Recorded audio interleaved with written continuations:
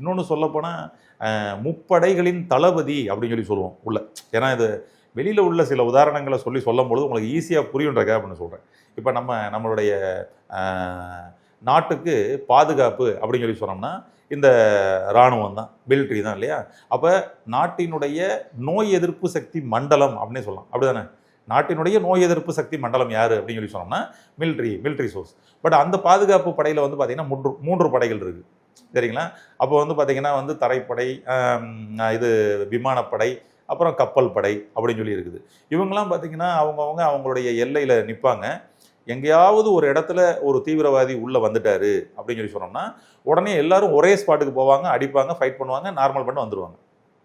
அல்லது உள்நாட்டுக்குள்ளேயே வந்து பார்த்தீங்கன்னா வந்து ஏதாவது உட்கட்சி பூசல் ஓகேங்களா அப்படின்னு சொல்லி உள்நாட்டுக்குள்ளேயே ஏற்படுது அப்படிங்களா, நாட்டுக்கு உள்ளேயே, நாட்டின் எல்லையில் வெளியிலிருந்து தீவிரவாதி அட்டாக் பண்ணால் போயிட்டு வந்துட்டாங்க. உள்ளுக்குள்ளேயே பிரச்சனை வந்தாலும் இந்த 3 படைகளும் உள்ளே இறங்கி அதை வந்து ஆஃப் பண்ணுவாங்க. கரெக்டுங்களா? ஆமாம், 3 படைகள்னு சொல்ல எந்தெந்த படைகளை அனுப்பணும்னு சொல்லிட்டு அந்த முப்படையோட தளபதி அனுப்பி வைப்பார். ஏன்னா ஒவ்வொரு படைக்கும் ஒவ்வொரு தனித்திறமை இருக்கு இல்லையா? விமானப்படைக்கு ஒரு தனித்திறமை, கப்பல் படைக்கு தனித்திறமை.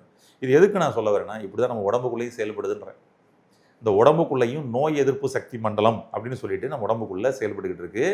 External factor, inner factor. வெளிப்புற காரணிகளால் தாக்கப்படுறோம். கொரோனா ஒரு வைரஸ் பாக்டீரியா உள்ள தாக்கிருச்சு, ஓகேங்களா?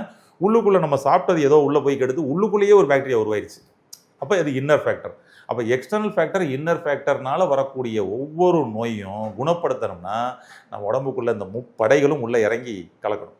அதுக்கு யார் முப்படைகளோட தளபதி யாருன்னா லிவர்.